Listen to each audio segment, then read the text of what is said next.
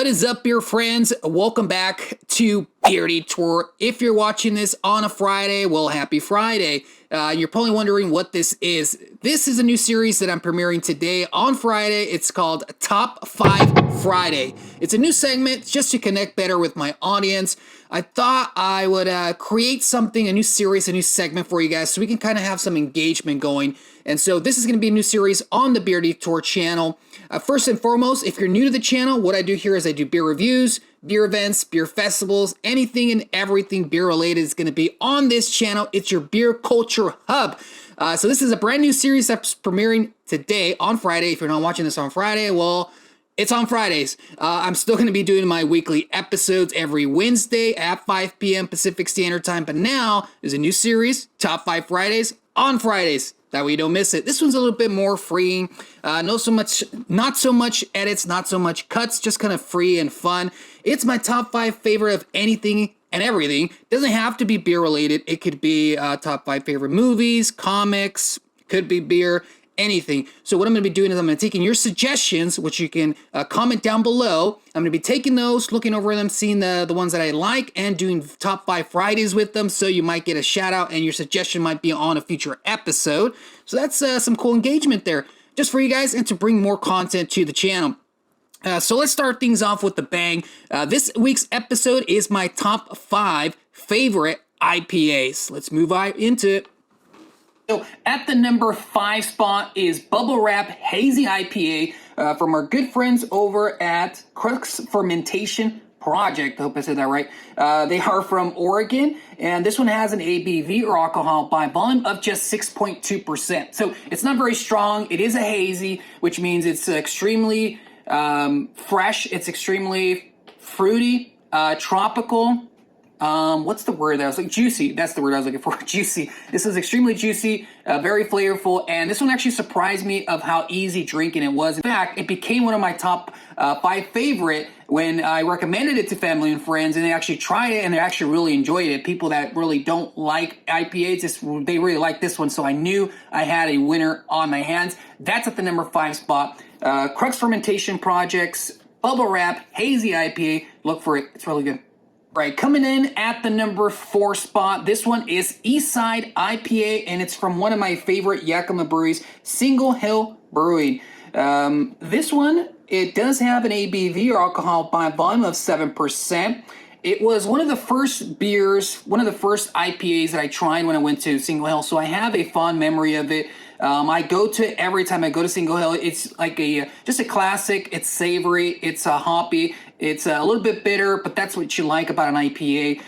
So you get a nice balance of the hops and the bitterness, and it's just overwhelmingly satisfying. It's an easy drinking. It's not too crazy when it comes to the flavor profile of it, but it's just a nice, standard, amazing IPA from Hill Brewing. If you're in Yakima, check it out. Definitely recommended from me. Up the number 3 spot on my top 5 favorite IPAs currently is Days Pay from Bombing Range Brewery out of Richland, Washington. All right, so this one has an ABV or alcohol by volume of just 6.2%.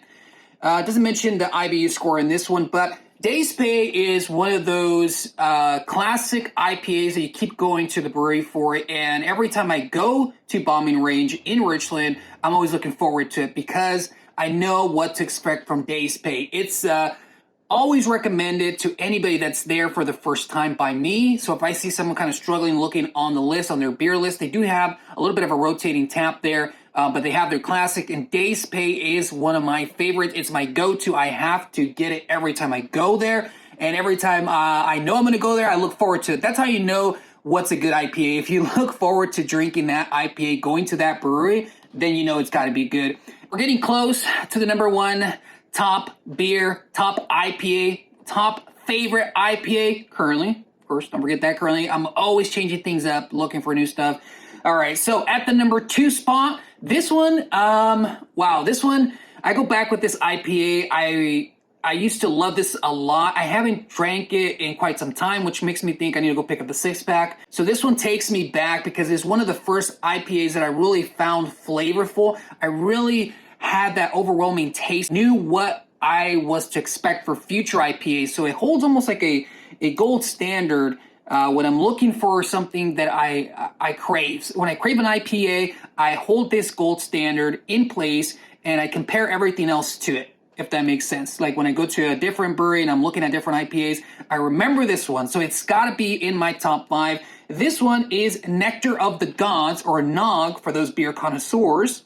And it's from a little company called White Bluffs Brewing Company. That's right, White Bluffs Brewery right here. And this one is from Richland, Washington. And funny enough, this one's right next to Bombing Range Brewery. It's actually right beside it. White Bluffs Brewing Company out of Richland. This one has an ABV, or alcohol by volume, of 6.8%, which means it is a little bit stronger, but it's not really about the alcohol in this beer that catches you. It's really the taste.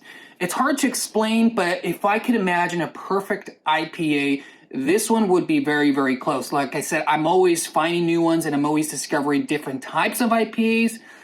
So it's for a regular basic IPA, and somebody that wants to become a beer connoisseur, somebody that wants to get involved in trying different types of IPAs, you have to try Nectar of the Gods, Nog from White Bluffs Brewing. Highly recommend it. It's the gold standard in my book, and what others have to come to, they have to, what would that be? They have to measure up to Nog, if you will, in regards to the taste test. And when I'm trying to really give a good review of how it just balances everything out for me, and I really love it. So if you're around Richland, get it straight from the source. But if you're anywhere in Washington, usually they'll have this, or you can ask for it. And it's definitely something that you want to ask for. Nectar of the Gods, Nog from White Bluffs Brewery at the number 2 spot. We're down to number 1. This is my top number 1 favorite IPA at the moment.